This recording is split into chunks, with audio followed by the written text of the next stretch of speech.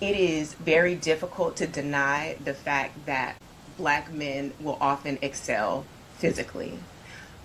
It is much easier to describe Black men as not being able to compete mentally. And so even if it's a lie, even if it's not true at all, which it's not, since it's something that you can't see, it's easier to say, oh, they're not smart enough, they're not strategic enough. And what helps reinforce the not intellectually adequate, oftentimes, I mean, we all know the stereotypical story of the Black athlete. What was the home life situation? Oh, single mom. What was the socioeconomic background? They were struggling. Had no way out. That sports was the only ticket out. And this is, made to seem like all the Black athletes come from that background. And then I think that also leads into the public being harsher on them in certain situations, because now they feel like they should just be grateful because this sport has now saved their life. Welcome to the Life, Language, and Lyrics podcast, where we explore our passions, live with purpose, and face our fears. I'm Alaina, or some of you may know me as Dr. Davis. I'm a professor, speech-language pathologist, baker, and lover of people with a mission to bring a little Southern comfort to your day. This is the Neuro News edition of the podcast, which highlights stories and essential information about brain injuries with a focus on sports-related concussions. The goal is to spread awareness and education on the impact of brain injury and shine a light on the critical role of speech-language pathologists and other professionals in recovery and support. March is Brain Injury Awareness Month, and I wanted to address topics this season that we typically don't get into surrounding brain injury and the people who experience it. And a major focus of my work is health disparities, with a special interest in Black athletes. I'm joined today by Dr. Christine McWhorter, a media scholar, journalist, and an assistant professor at Howard University whose work focuses on race, power, and inequality in media systems. She's the author of the work grounded in critical race media literacy, examining how narratives are constructed and whose voices are amplified, and how harm is often normalized through media. I'm also joined by Professor Deron Snyder, an award-winning journalist, columnist, and strategic communications leader with extensive experience covering the intersection of sports, culture, and race. His work has appeared in major outlets including USA Today and ESPN, and he's covered some of the biggest events in sports while shaping critical conversations through his writing. Thank you both for joining me today. It's good to be here. Thank you for having us. First, if there was anything that I didn't mention in your bios that you'd want to share, please take the time to do so. I think the bio was great. I'm a journalism professor at Howard University. I study media and race and critical race media literacy, which essentially means the harms that media enacts upon Black, Indigenous, and other people of color. So that's really what my passion is. So thank you so much for having me here today. Okay. Yes, Dr. Davis. I have spent the better part of my adult life as a journalist, largely covering sports and the intersection of sports, politics, culture, and race has always been a subject that I've been drawn to. So this topic is something that I've had some experience covering and following. Yes, well, good. Both of you, the topics that you work on, it made me really excited to be able to have this discussion with you both. All right, so first, and this is for both of you, so whoever wants to go first can. Tell us just a little about your journey into your work. What kind of experiences shaped your interest in media or sports and storytelling?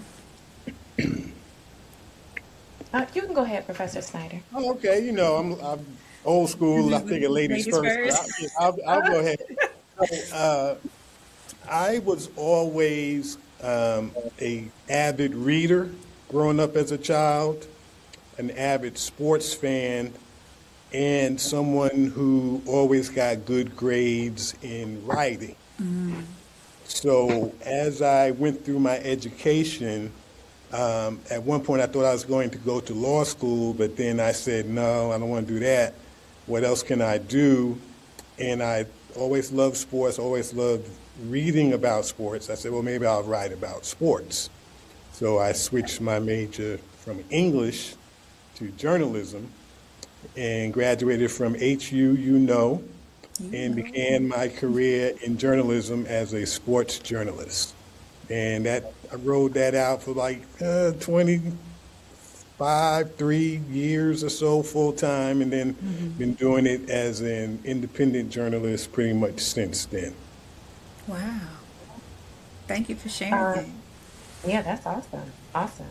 I got into this work during my doctoral journey. I really became interested and curious about the patterns that I was seeing in media. And I didn't start off studying race initially. I started studying media effects because I was interested in how does media affect our attitudes, our beliefs, and our behaviors? Why does a Super Bowl ad cost millions and millions of dollars for 30 seconds of airtime? And what is it about the media that is just so powerful that it affects us? Once I began studying media effects, I couldn't help but notice the patterns of how marginalized people were betrayed. And I say that across the gamut. Racially marginalized people have negative portrayals. Women had negative portrayals. Other, gender marginalized, all these pockets of people were treated in the media as less than. And so then I really started to notice these patterns that uphold white supremacy, and a passion started boiling in me. This isn't fair, this isn't right, and people don't understand how this is happening or why. So I started really focusing on that and writing articles that in that arena, and then also teaching my students when we cover things, we need to always be a voice for the marginalized, because in the media they don't have a voice of their own. And so that really began my journey into this work. Okay, all right, thank you for that. And you might have actually kind of touched on my next question, so I'll throw it over to Professor Snyder, and then if you want to add anything extra, Dr. McWhorter, please do. We know that sports media has a really large cultural influence. And so when did you first start to notice how narratives around Black people, just in general, but also, especially for you, Professor Snyder, of surrounding Black athletes, how were those narratives being framed differently? When did you first notice that? That's a good question. It might have been when I was still at Howard. Okay. But it might have been after I was shortly into the field, and then you kind of pick up things like the Black athlete is always praised for athletic traits, whereas the white athlete is more often praised for mental traits. Then you learn that Black athletes aren't given the opportunity to play positions like quarterback or center or middle linebacker, because those are the thinking positions. And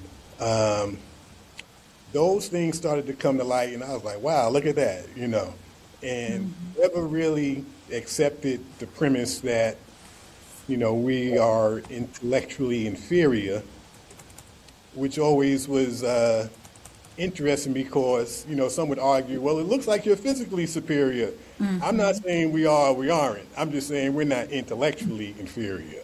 So let's not get the two things twisted. But yeah, when you looked at the way sportscasters and sports writers would refer to Black athletes, and they were quite open about it. Of course, there was the famous incident with Al Campanis I guess this was the 70s, when he said Blacks might lack the intellectual capacities to be managers in baseball. He said that on Nightline television with Ted Koppel. And that was a widely held belief, but he was the only one who actually said it out loud. And, we've seen that in football and in baseball. So it's been something that I've been aware of for most of my adult life. Yeah. I can jump in and say that exact entry point is what got me interested in this as well. It was a little more personal. My husband, who used to play football in college, would constantly bring up that exact point. He would say that white players are framed as smarter, as intellectual, as more strategic, whereas black players with the exact same position sometimes were described through their physicality. And so that is something that I had never noticed before. And I began watching sports looking for patterns of inequity. And of course, that's a big one. Also, the emotional inequity in reporting, right? If Serena Williams gets upset, it's a problem. But John McEnroe, that was his whole thing. And that was completely fine. And so I just think it's interesting that was your entry point. That was mine as well. And I think it fits into this overall narrative of how we view black men, right? Through the lens of their physicality, whether that has to do with violence or fear or all of these other things.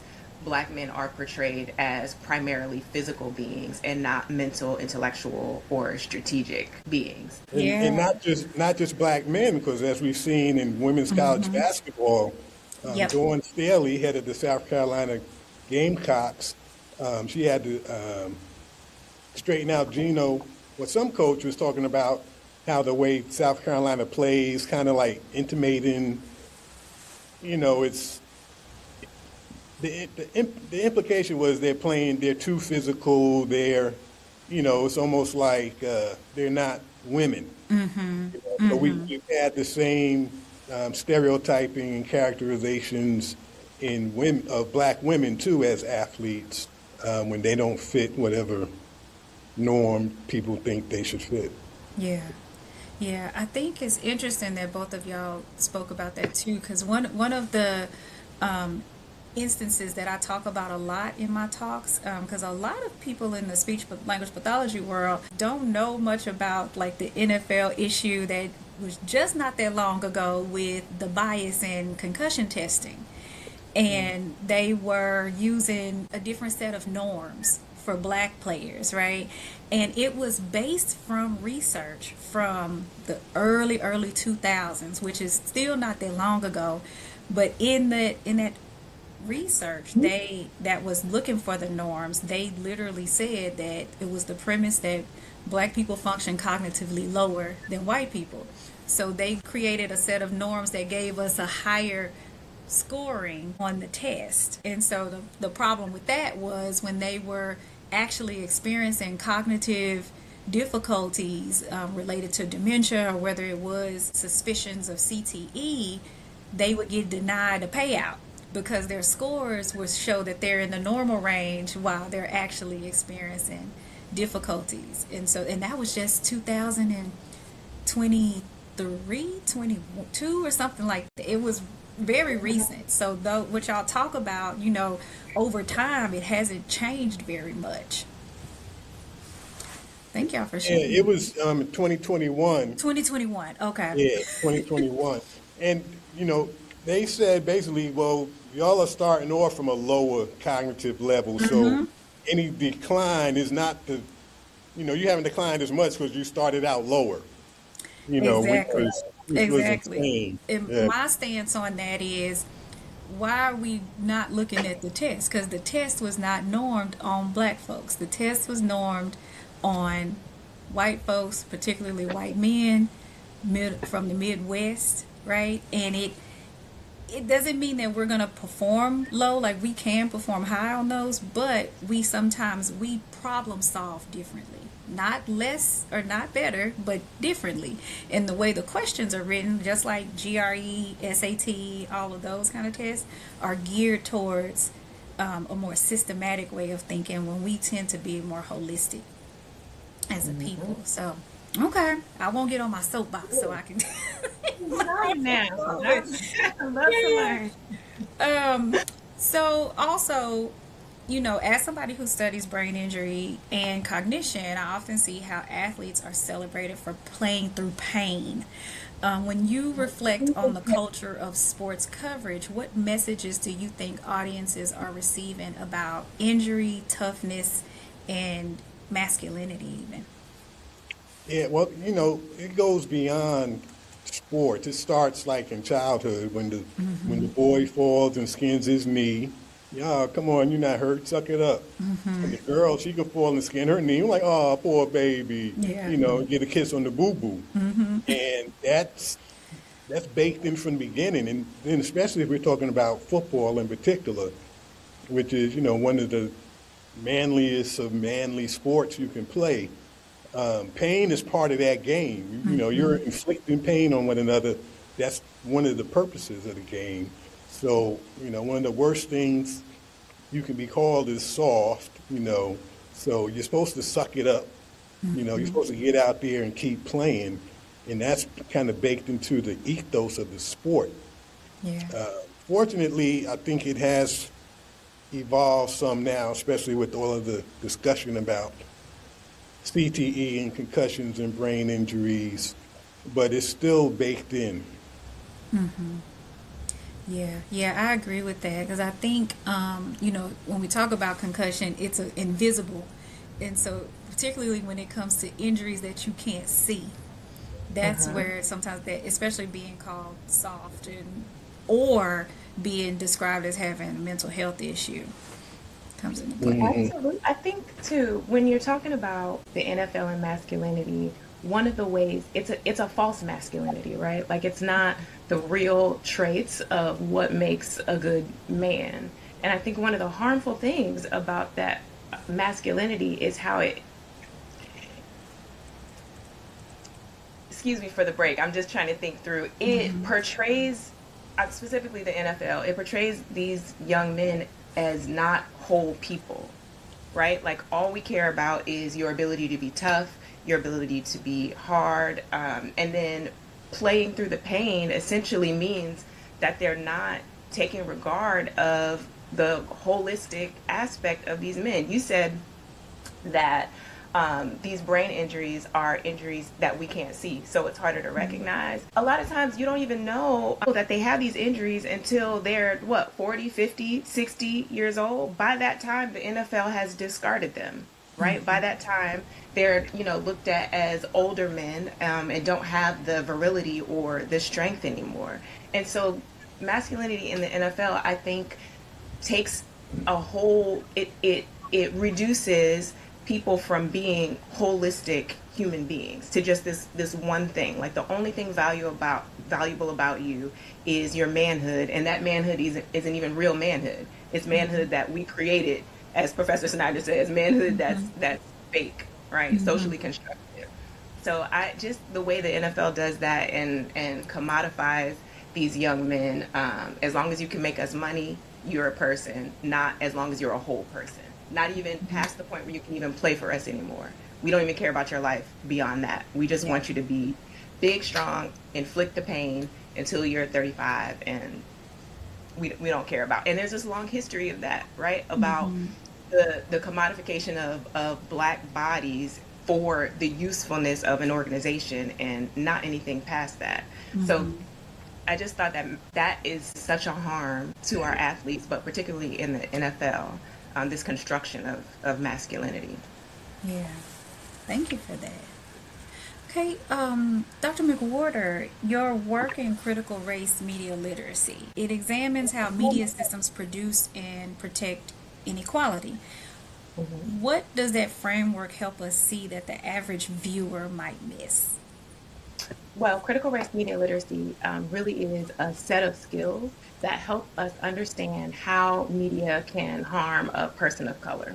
And so when we look at that set of skills, there's a lot of different layers to it. But in terms of sports, we're looking at what story is being told about this person, whose story is being told, from whose perspective, who benefits from this. So we're really looking at the media not necessarily from the narrative that gets put out to the audience or what they want you to see, but you're peeling back the layers and seeing the deeper meaning behind what is being said. Thank you for that.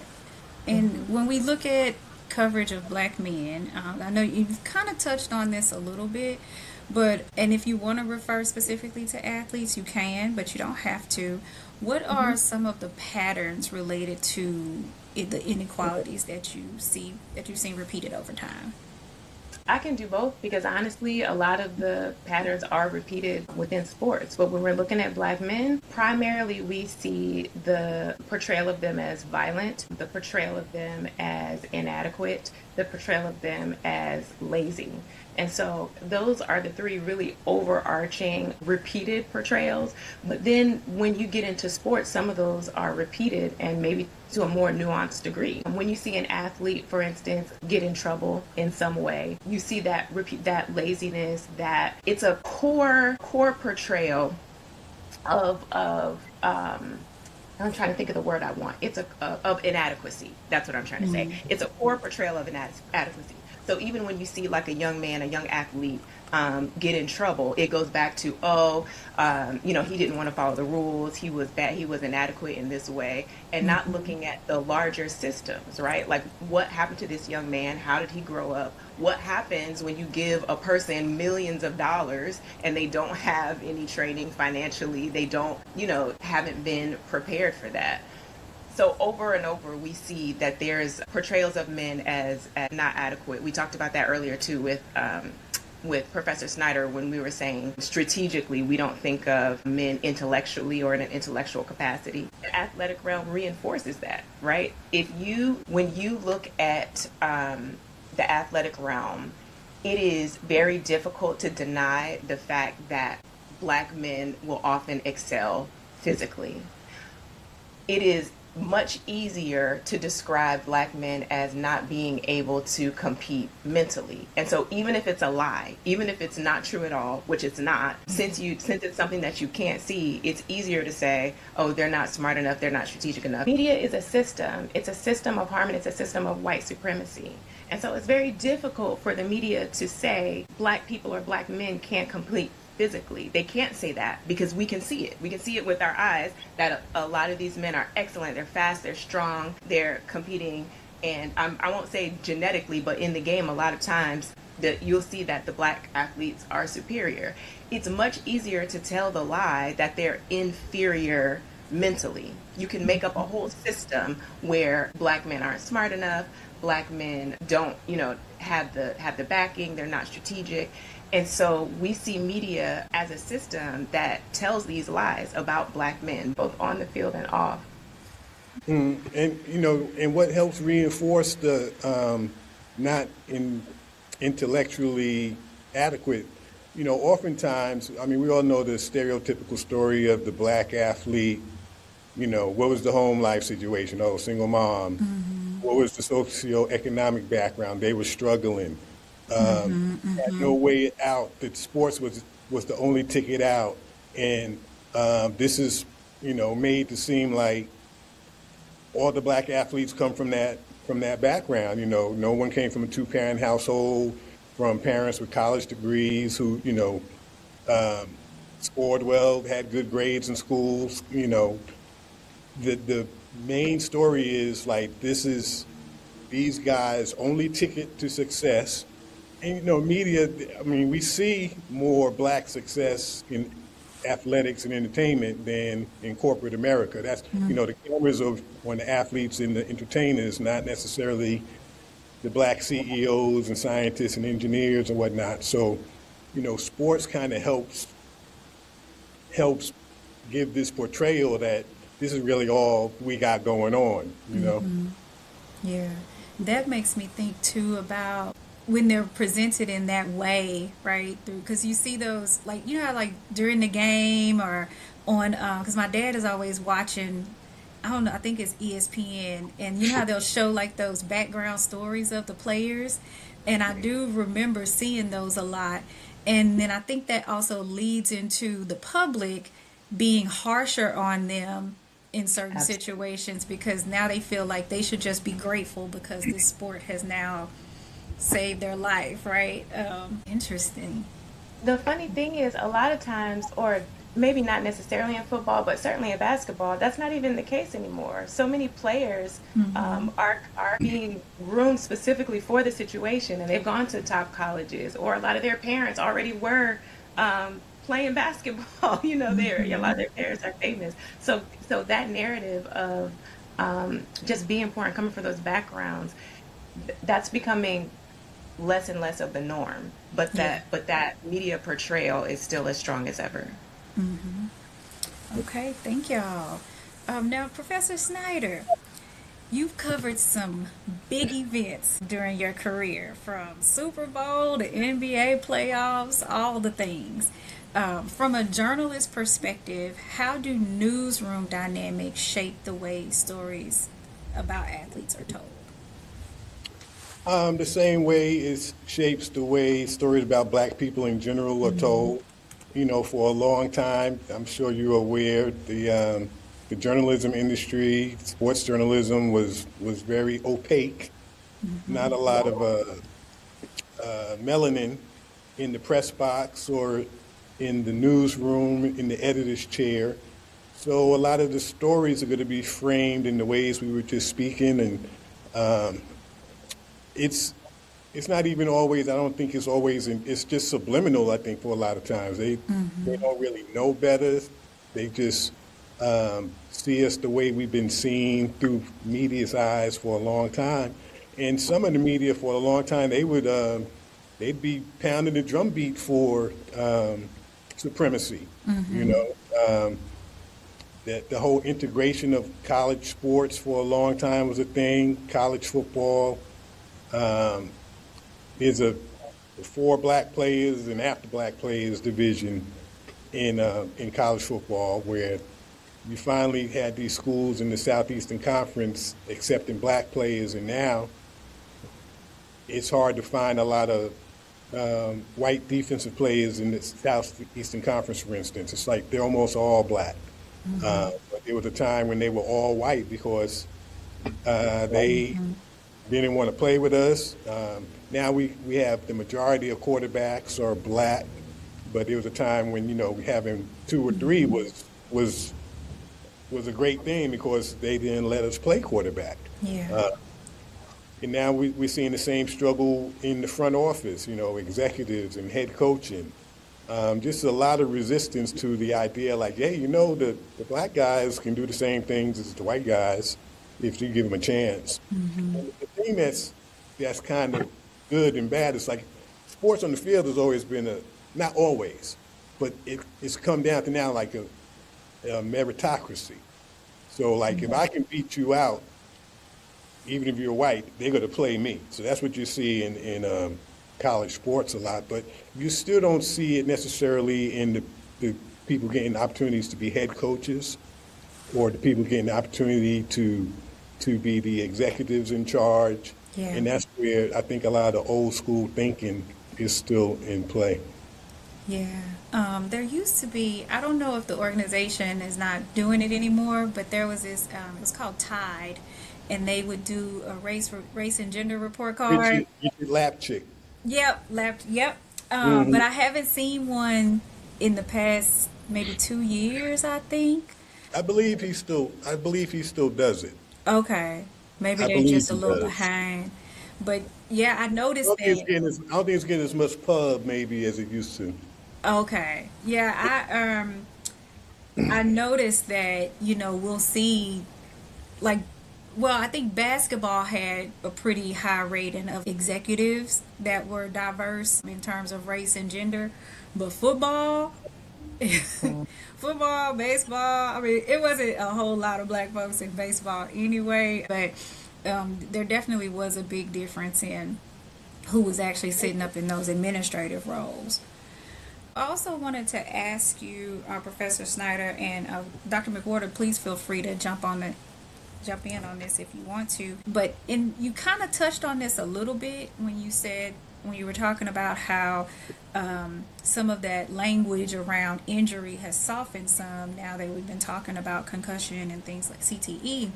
But as a journalist, have you seen, or I guess, how would you describe the changes that you've seen, or if you feel like there's really been changes over the years in how journalists talk about injury, concussion, and long-term health in sports?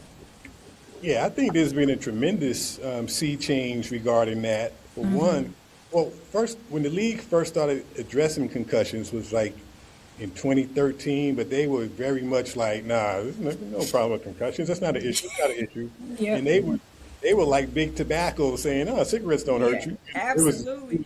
It was a lot of that. So finally, they've done a lot of rule changes to try to limit the collisions that lead to concussions. If you look at highlight plays from the 70s, some of the hits that were routine, nowadays, they'll throw you out the game for that. But, I mean, it was just abject violence, just looked like they were trying to kill each other. And it was perfectly legal. And they would be celebrated in highlight shows and clips. They're like, bam, sound effects, boom. These are people crashing into each other at high speed, sometimes helmet first. So we're way more sensitive to that now, way more aware of, it's most obvious when, you see what they call it, the Franken, that whatever happens when you just have kind of frozen. You've seen it with Tua Tagovailoa. Like he's gotten concussed and he's just like frozen like that. And I think everyone is sensitive to that now because they know, we used to say, oh, you've got this bell rung and it's not a big deal. Shake it off. Yeah, but now I think the media is much more aware of it. And there's questions about, should these guys come back in the game? So the whole protocol of are you cleared to come back in if you were kind of dinged, got your bell rung and got dinged up? That's the whole issue, whether they should be allowed to come back. What's the protocol? They have a protocol. Some people would probably say it's too loose. Others would say it's too tight, whatever. But it's definitely become a big issue.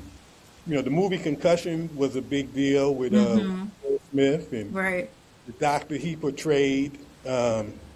Amalu. Yeah, so that brought it all to the forefront. ESPN was involved in a big project with PBS, and they backed out at the last minute. And people thought oh, you did that because the NFL pressured you. They said they didn't, but PBS's front line on concussions, that was 2013. That was big. So it's been a pretty big topic of discussion for at least 10 years.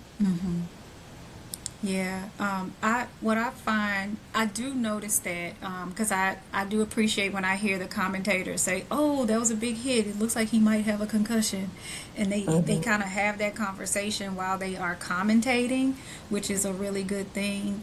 I think one of the things that I do get concerned about, which is why I try to bring awareness, is because I think that a lot of the discussion with concussion and brain injury gets connected to mental health, because my profession we're a little smaller in a sense, and so we're really trying to push out to let people know that it's a brain injury, right? So there's actually these physical things that have caused changes in your brain, that mental health issues can exist. They could have been predisposed to it, and now the injury has kind of heighten that. And sometimes cognitive impairments, the symptoms of cognitive impairments and mental health sometimes overlap with each other.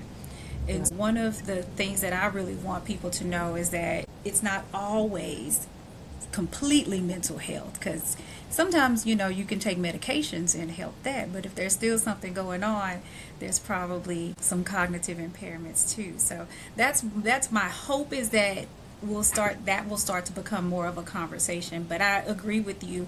I have noticed those changes you talk about, and glad that those conversations are being had. And I had to give the NFL some props. I mean, I'll give them props where they deserve it, although that's rare that they deserve any. They did institute a policy where they'll have somebody up in the press box looking at the field. If they see a guy looks a little wobbly, they'll be like, hey, get that guy out of there. Yeah. They'll have him checked out. Before, that would, in the players, their conditioning, they're going to keep playing,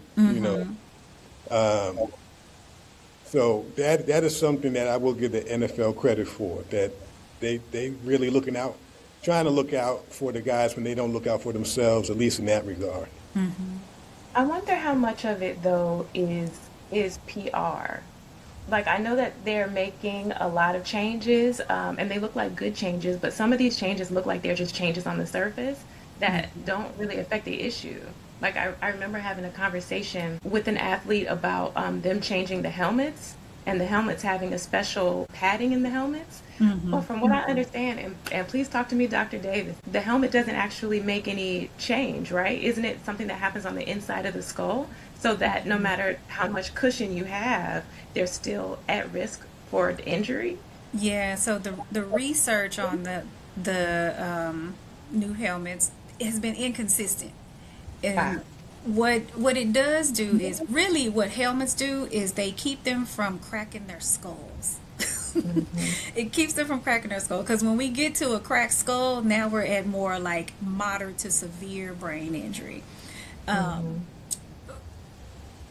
what I'll say about that is yes, the brain is still moving inside no matter what. It can soften the blow where Okay. maybe the what we call acceleration deceleration, that back and forth or side to side movement that's happening, it may not be as forceful, but it still happens, and it doesn't take a whole lot for the human brain to cause tears, because when it's moving around, think of it like jello, like a block of jello, and you know how you wiggle the jello, and that wiggling can cause cracks in that jello on the inside after a while, and that's what's happening to the neurons.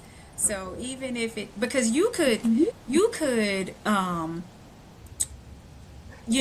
you're in your car and somebody hits you from the back and you do like this, Right. that could lead you to concussion. So Right. even with a helmet, if you got a big old linebacker knocking you Right. out, something's still gonna happen. Is the brain motion inside of the skull. And I feel like they are just, kind of, it's a sleight of hand in a way. Yeah. Like, look, we're changing some of the Well, things. We've got a new helmet, but I wonder how much of the total issue that they're addressing.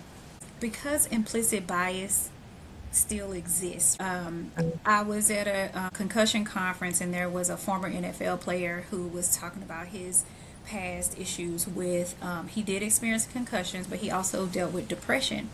And so I'd asked him if he felt like they that black players received different levels of care than the white players.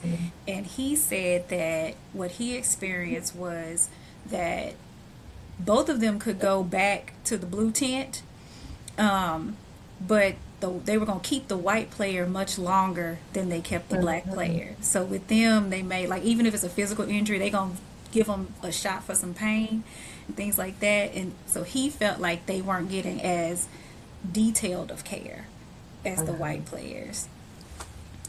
Wow. Wow. Okay. All The right. NFL could really impress me if they made everybody wear those helmet caps you see a couple of the players wear, like the big head helmet. They put the Oh, pet is it like the, helmet, yes, the yes. big head helmet, and men being men, you see how few of the players wear those things. There are a handful of say like, I don't care how this looks, I'm putting it on. Now, I remember back in the NHL, there was a long time before they made people wear helmets, and now they all got to wear face masks. I wonder if we would ever get to the point. And to your point, Dr. McWhorter, yeah, maybe maybe it doesn't change the fact that people are slamming into each other, but it might help to a degree. And I wonder if they would ever get to the point where they made those big head, those funny looking helmet covers mandatory. I think that would be a big step. I think that would be a better step towards caring about the health of the whole person versus being perceived to care about the health of the whole person. But yeah. Now, Dr. McWhorter, some of your research talks about narrative power. One, can you tell us what narrative power is? And then how does that operate in sports media? Narrative power is about who gets to decide how a story is told. And that's a big deal because in the media, a lot of times they will default to familiar narratives that are told over and over. Professor Snyder talked about the young man who, is poor and plucked from obscurity by being offered an NFL contract. The real power in the narrative is the getting to decide from whose perspective a story is told and how that story is told. And so a lot of times the marginalized community is not the one that has the narrative power. The narrative power comes from ownership, media, higher level type stuff. In sports, that really matters because it shows up in how these athletes are described.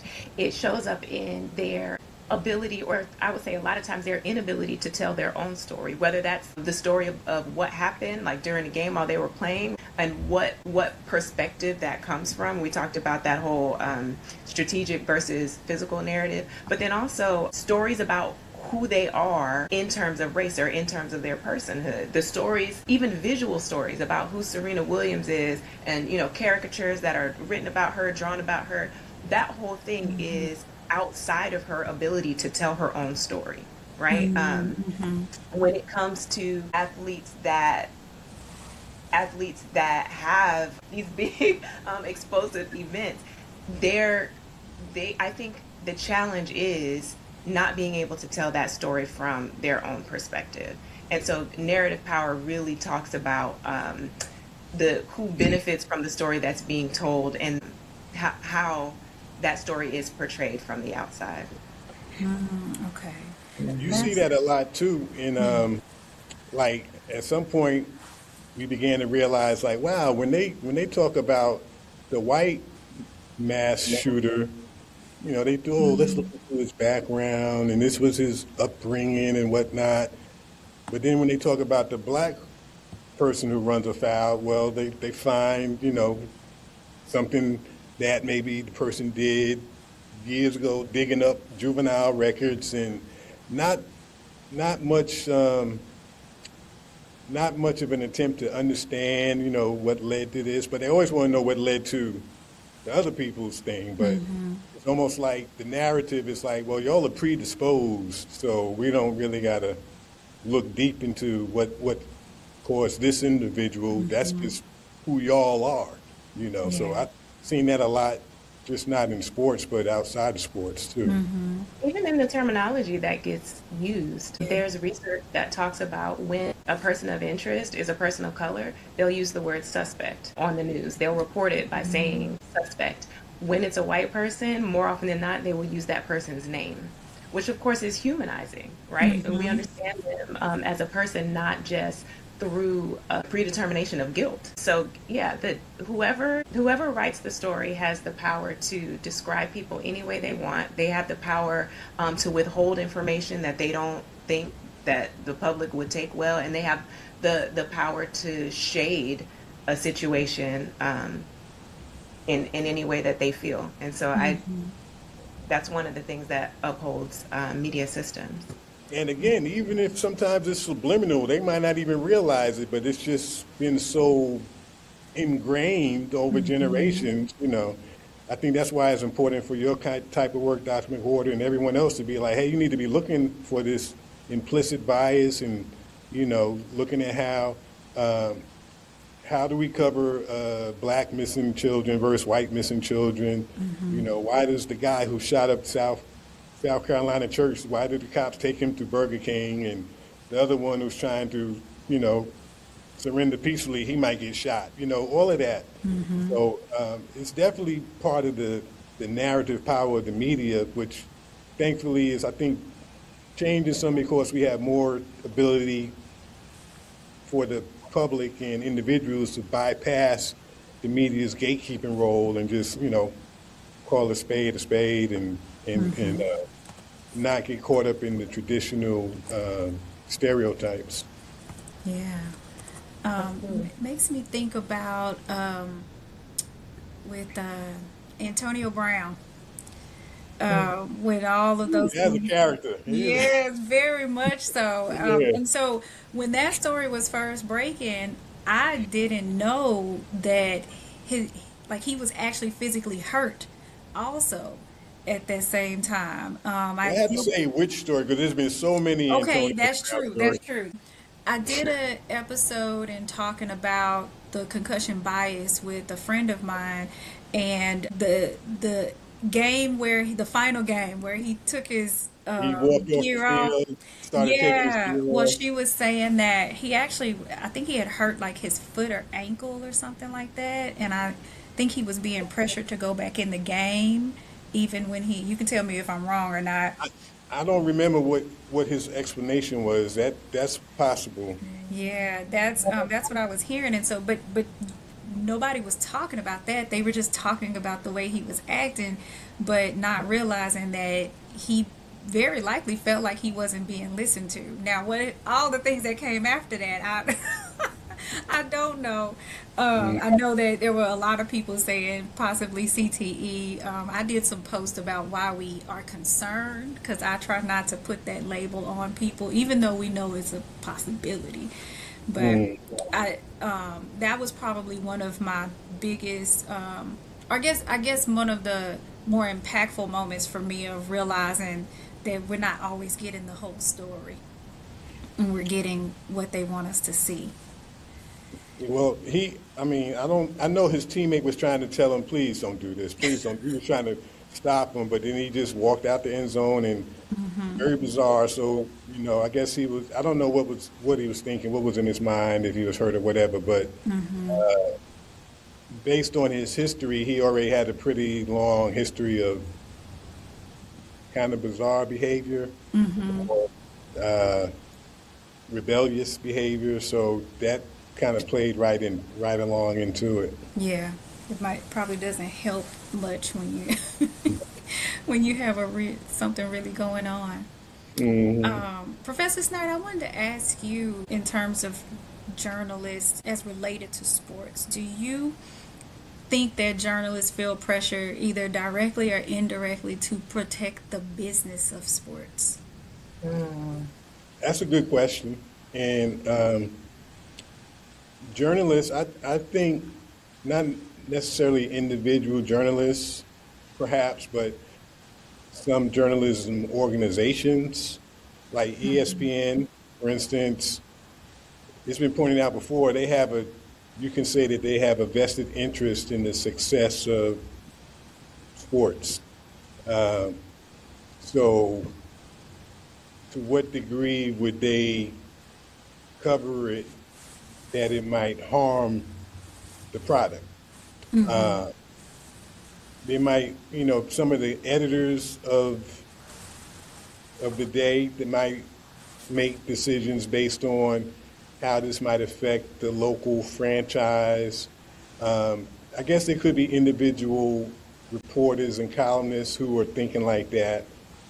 But at the same time, you could have columnists and reporters like myself who's like, I don't care. I'm going to just say this is wrong and they shouldn't be doing this. And, you got all this stuff in the end zone about unity and peace and end racism, yet you're acting very racist in these ways over here, So it's probably an individual basis, I think, but I would be more concerned with the organizations and the ownership, as we've seen media ownership and media owners make decisions that harm the journalism. I don't know if they harm what the journalism is supposed to cover.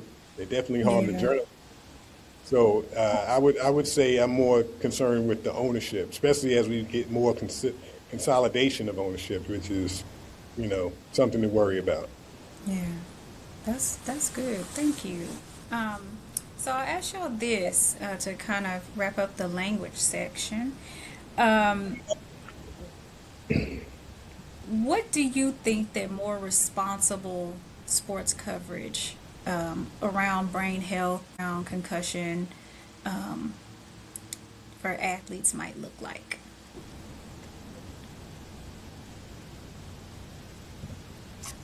I would say, and Professor Snyder, you can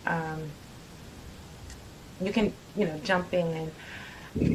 I would say coverage of athletes even beyond what is happening now. I am seeing a lot of increased coverage of, things that the NFL is doing, or, if an athlete is acting erratically or if something's going on, maybe there'll be like a lot of coverage of that.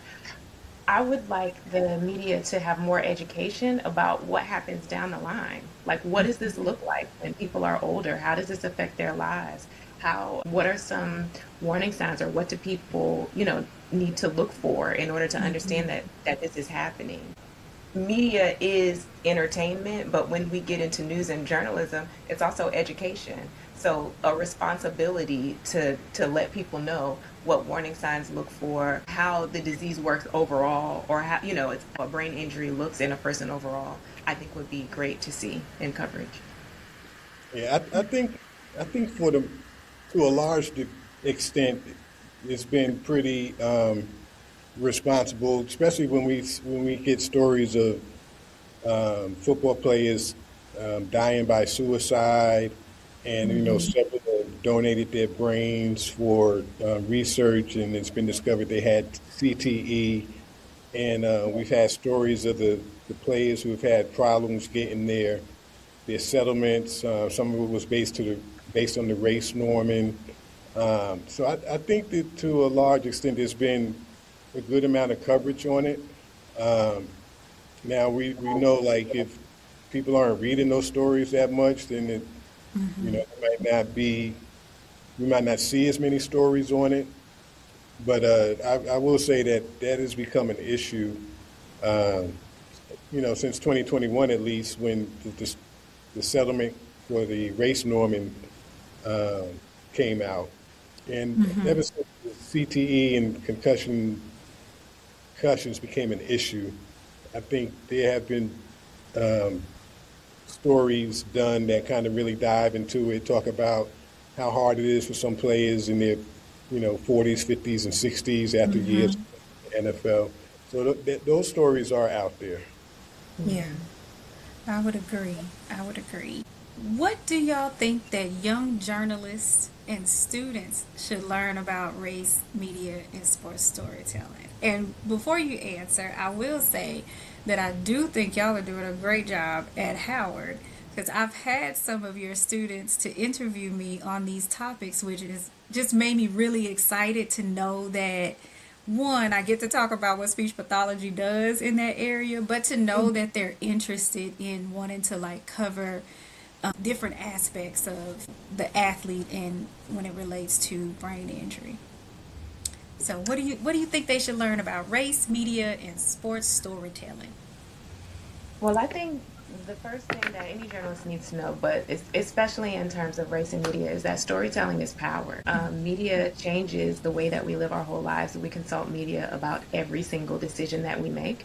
And so if you are the person who's behind the camera, or if you're Professor Snyder, you got the power of the pen, then you have immense responsibility, because people are looking to you to develop their ideas of what this whole thing is about.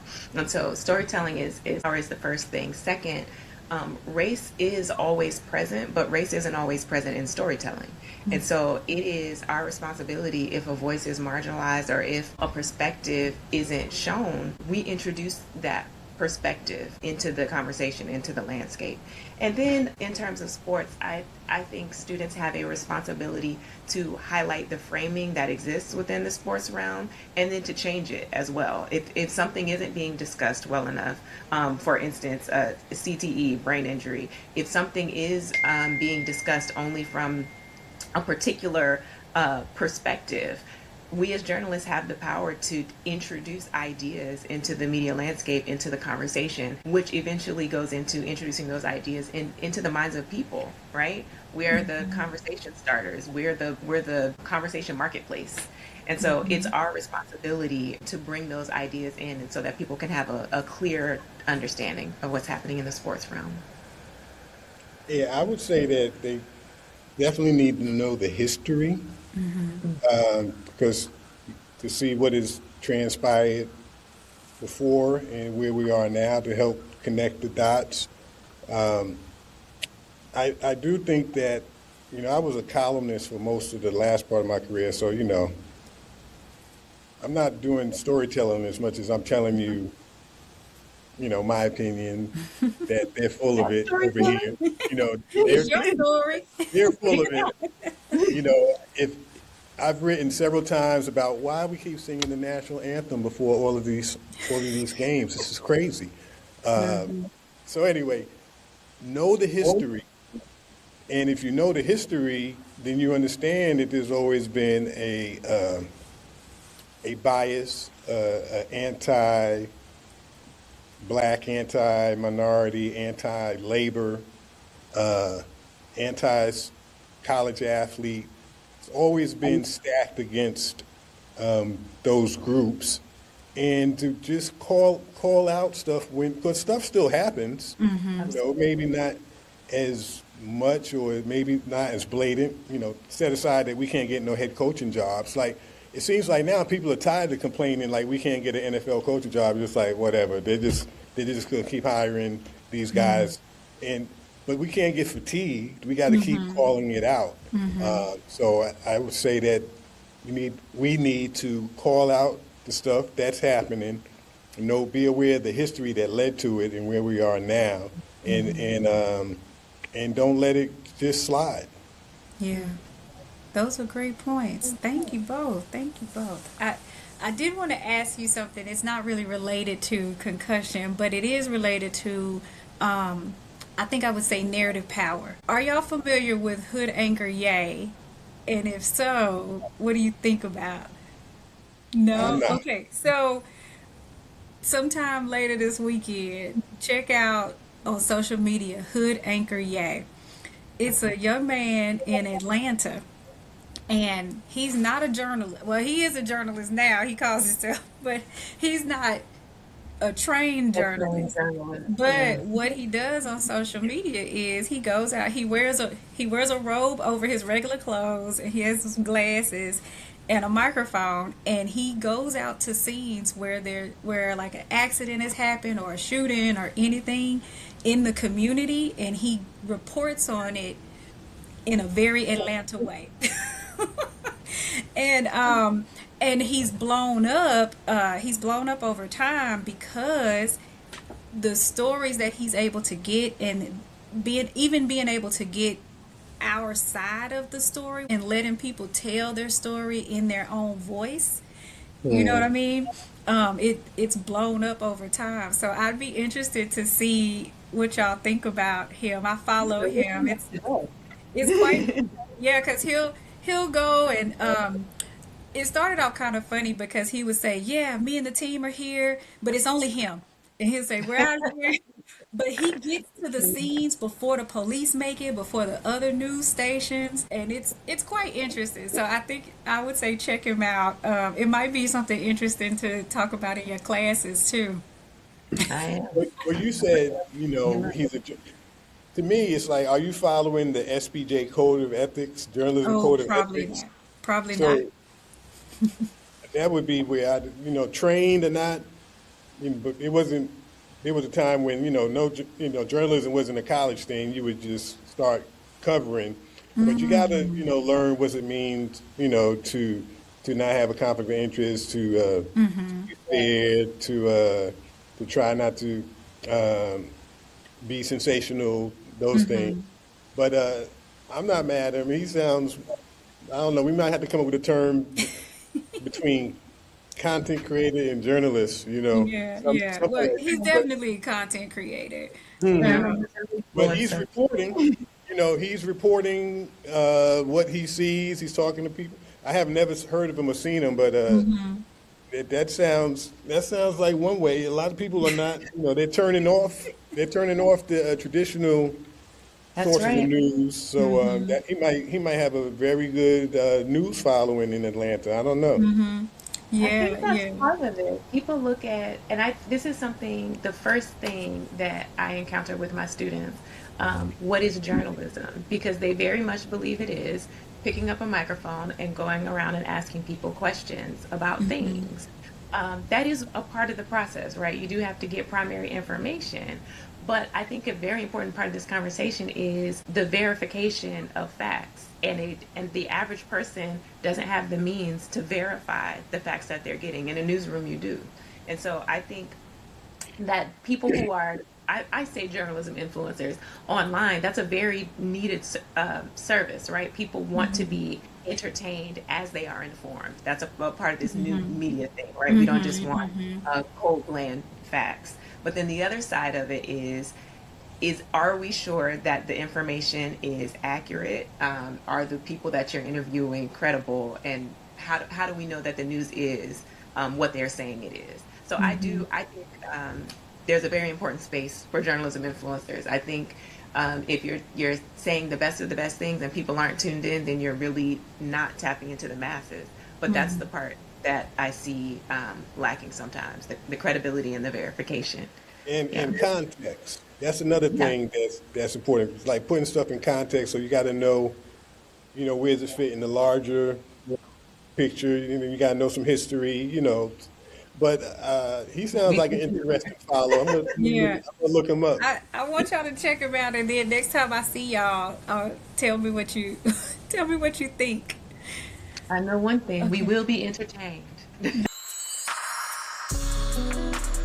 Last little bit, I know I've had you here for a while, but we're at the lyrics part, and this is where I get to ask you about songs related to the topic, but also learn more about your music choices, and I maybe get to learn about some songs I hadn't heard of or artists. I call it life language and lyrics because I do feel like music is the background to our lives, right? The background music to our lives.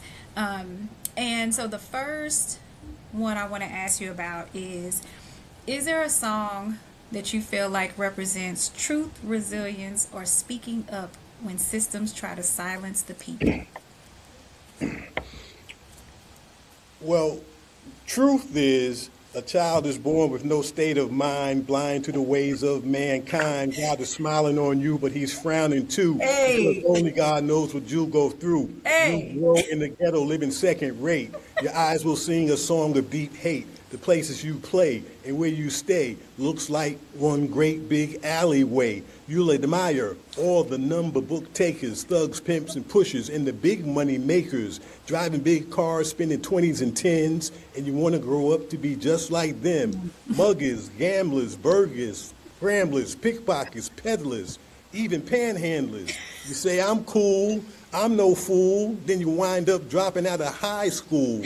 Now you're unemployed, all non-void, walking around like your pretty boy Floyd, turned stick-up kid. Look what you done did. You got sent up for a 10-year bid. Now your manhood is took, and you're a made beep.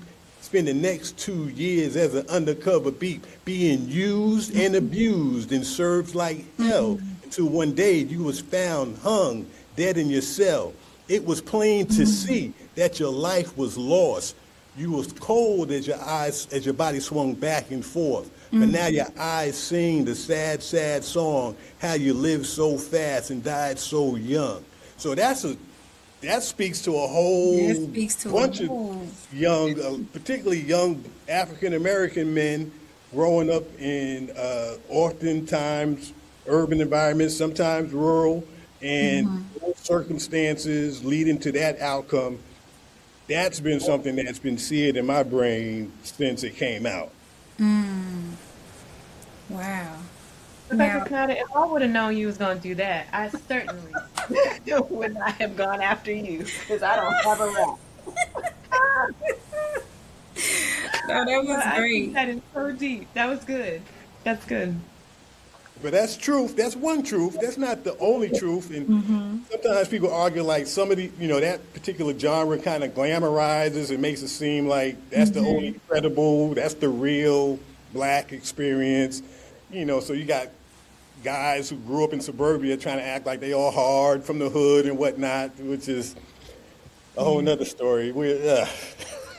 Now, I don't think I know that song though. Oh, that's Don't Push Me, because I'm close to the end. Oh, I do know that song. I don't think I've listened that closely to the words. Okay. Yeah, that's a I get that. That man saying, "Don't push me. I'm close to the edge. I might snap." Yeah, yeah, yeah. Wow. I'm gonna have to go back and listen to that now. Okay, Dr. McWhorter, are you gonna Man, I grace don't have us a with? lot. Hotel, motel, holiday inn. Okay, no.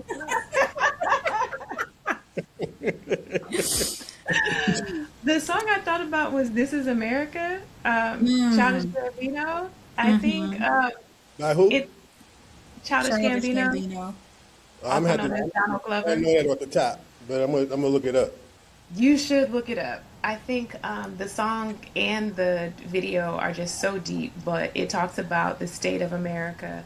And I think it also talks, for me, it speaks to the duality, right, of what we're shown on TV and throughout the media and social media versus what America really is like. The issues, I feel like it connects to the song that you chose because the issues that are faced by Black America that are often erased and the life that is portrayed isn't the life that we're truly living, especially in continued. I think when the song came out, it was we were talking about police brutality almost Mm-hmm. ubiquitously in the media. But that issue has not come to a resolution, right? It's still happening, and there still isn't justice. So the truth of what America is, I think, juxtaposed to how the media portrays the fantasy of what America is, justice for all, et cetera, et cetera. Right. That's not really who we are at our core. So Yeah, Never been really. yeah, never yeah, been, yeah. and yeah, soapbox. Right. Both This great is America. choices. You said this is America. That's This is yours. America. Okay. What about you, Dr. Davis? What's yours? Ooh, Yeah. I put the question for y'all, but I don't think I thought about it. But let's see if we're gonna say resilience or speaking up when systems try to silence the people. I might have to think a little bit about that one. I might have to come back because I I don't think I thought about a song for myself. I know you And did it. I know That's why you got to pull it off the top. I got to put it off the Yeah. top. I listen to a lot of music, but most of what I listen to is probably gospel and um, R&B, old school. I think there's truth in Yeah. that, right? Truth, The gospel resilience, and and freedom, speaking up. Well, That's yeah, all in there. that's true. That's true. justice. Hmm. That's true. Well, I'll say a song I really like, and maybe it does connect, is a gospel song. He's preparing me, and I do feel like that applies to any part of your life, right? Anything that you're going through is preparing you for the next thing. So, and we definitely deal with challenges and struggles as a people, but we get prepared, especially when you're from the South like me, you get prepared how to go out and how to function in a world that is going to be against you, right? But then you get prepared for whatever kind of microaggressions or macroaggressions that you're gonna experience. So I think I'll choose that one That's off a good one. the top of the dome. Yeah, that's a good one. So That's a good one. what is a lyric or that speaks to the importance of telling the full story? Can you say that again? It could, You got cut what off a is a little bit. lyric or a song that speaks to the importance of telling the full story? I think I'm getting frozen. Nah, Yeah. I heard you. Okay. And then with that, how does it connect to the work that you do? I'll go with Stevie Wonder talking about the guy who got on the bus. He don't know nothing from nothing. Child was born in Hard Times, Mississippi. He get on the bus. Somebody put something in his hand. It's contraband of some sort, he gets arrested or whatnot. Yeah. So if you don't know the full story, you think, oh, this is just some, drug dealing gangbanger who was caught up in the trade. This country bumpkin just got off the bus and someone put something in his hand and ran away and the cops arrested him. Mm-hmm. So the full story, you look at that guy a lot differently. Mm-hmm. You just see you see his mug shot. Oh yeah, he's just another one of them, Mm-hmm. I think that shows the importance of knowing the full story. Yeah. The song about living just enough for the city? Yep, mm-hmm. I know it's mm-hmm. Yeah, classic.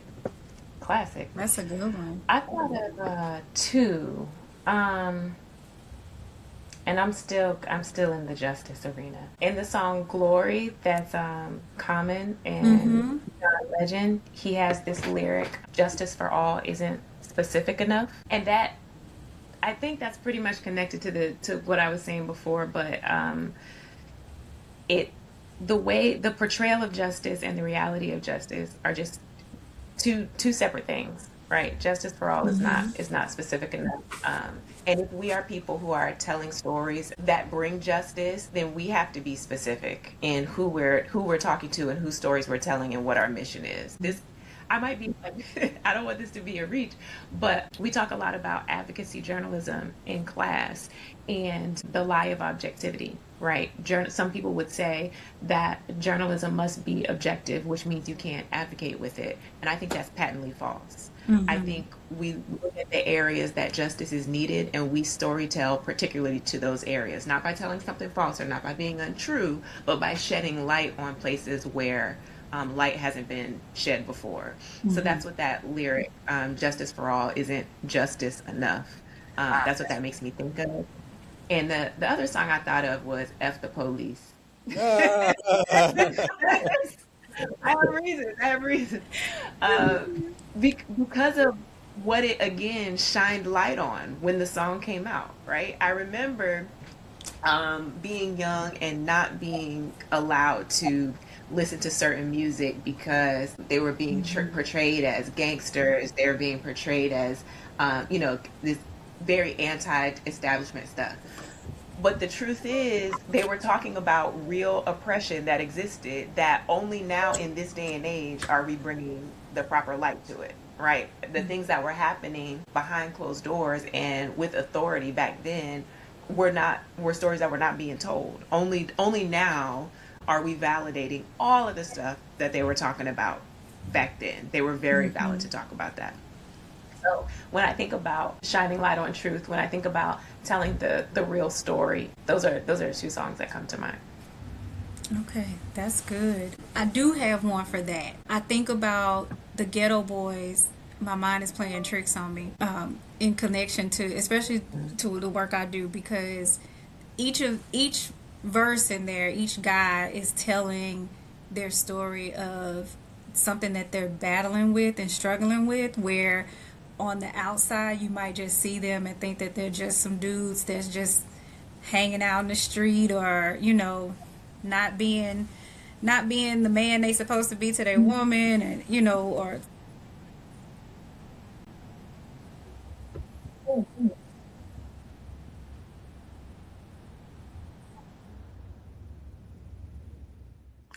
I'll just start back from where I was.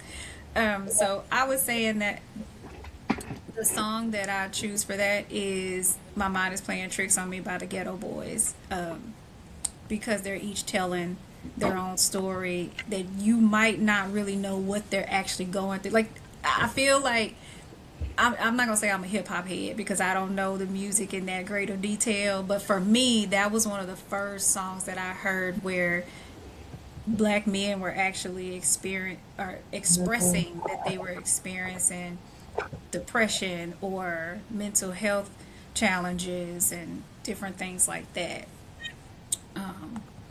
So the last few, I just want to know songs for you personally. So first I'll ask you both, what is a song that you find to be either grounding or inspiring? What's something you listen to either for inspiration or to be grounded? I'm about to be so cliche here, but In many ways, Beyonce's music is so liberating. Mm. That's all right. Okay. I don't mean so. Okay, you can tell the difference between the songs I'm talking about and the songs I'm not. But in specific, Mm-hmm. the song "Freedom," and she's like, Mm-hmm. "Freedom, let me loose. I can't lose." To me, that's such a. It's an inspiring. It's an empowering song, right? That Mm-hmm. um, I have the power to break chains. I have the power to move forward. I have the power within me to change the world. So not every Beyonce song, but that one in particular, I think is really empowering and grounding. I like to listen to. I know this is like language lyrics, but I like Mm-hmm. soft piano. It takes me to a place where I'm just alone with my thoughts and I can put them in order. It's Yeah. very calming. It's very conceptual to me, and if I can just get into the emotion of the song, it puts me in my zone. Very good. Thank you. Professor Snyder. Well, for inspiring, can't beat some good old gospel. It's like Mm-hmm. so many for inspiration. But like Dr. McWhorter, when I was thinking grounding, I was not thinking of a song with lyrics. I was thinking of "Love Is the Message" by MFSB, Write Part that Two, down. in particular, which is sort of an anthem for those of us from New York of a certain age. And when Love Is the Message Part 2, the extended version, comes on, that just grounds me in a way like nothing else. No lyrics. There's lyrics in Part 1 sung by the Three Degrees, but once the dun dun dun dun dun it, the rest of that is no more lyrics. But so Love Is the Message, beautiful title by the way. For grounding, for inspiration, I could pick any number of gospel songs. I'll just go with "Melodies from Heaven." Oh, That's such a you good know, choice. yeah. I Yeah. just grab Me. that one. There's so many. Yeah. Helps me relax. I like to listen to jazz again. Like Dr. McWhorter, a lot of times when I'm listening to music to relax, there are no lyrics, so it doesn't really fit into the lyrics. Keeps me motivated. "Keep On" by D Train. "Keep On" by D Train. That is a very motivating song. I can't let nobody keep me from reaching the top. Don't you let nobody. Reach. You're almost there. If you have a goal, set it in your mind. Reach for it. Say, "This will be mine." KEEP plus the ON spells keep on, pressing, my friend. Ain't no half stepping. We've got to keep on pressing. "Keep On" by D Train. Very motivating song. That's a good one. Thank you. That's a That good is a good one. What about motivation for you, Dr. McWhorter? one. I, y'all are gonna kill me for not remembering by who this is by, but is it "Sounds of Blackness"? Be optimistic. Yeah. Beautiful choice. Yeah. Great Yeah, choice. Mm-hmm. I love that song. And there's so now there's all these covers of it, right? So there's one Mm-hmm. Robert Glasper and Brandy did You one. can win as long as you keep your head to the To sky. the sky. I, Mm-hmm. I will play that song. Yeah, it takes me What to a about place. you, Dr. Davis? Ooh, let's see. Inspire. Well, let's see. Motivated. Actually, I've really been lately into the rapper Rhapsody, female rapper. Hmm. And there's a song, hold on, I'm pulling it up because I don't always know the names of the songs that I like. Hmm. Oh, she has a song called Back in My Bag. Hmm. It's the beat, I'm looking as at it soon now. as you hear the beat, it's a really, really nice beat. And it's just her just saying, I'm here and I'm ready. Okay. And basically, like, let's do this thing. That one definitely keeps me motivated. Relaxing, I really, really love John Baptiste Uh, and his latest album, Beethoven Blues, Such a good choice. is Yeah. so, is so, so, so good. Hmm. And so his version of the Beethoven song, the Furry Least, the do-do-do-do-do-do-do-do-do-do-do. But he adds this like gospel flair to it. And there's one version, there's a regular version and there's a second version that's called Reverie. And it's about 15 minutes long. And so I will play that on my way into work when I get kind of close. So that's kind of like the last thing I hear before I go into the office. So that one helps me relax and be grounded. Nice. That's a great. Yep. Okay, last thing. Can you share one of your favorite affirmations, scriptures, or quotes that either something that addresses the topic that we've talked about today or something that you use to keep going or to stay motivated?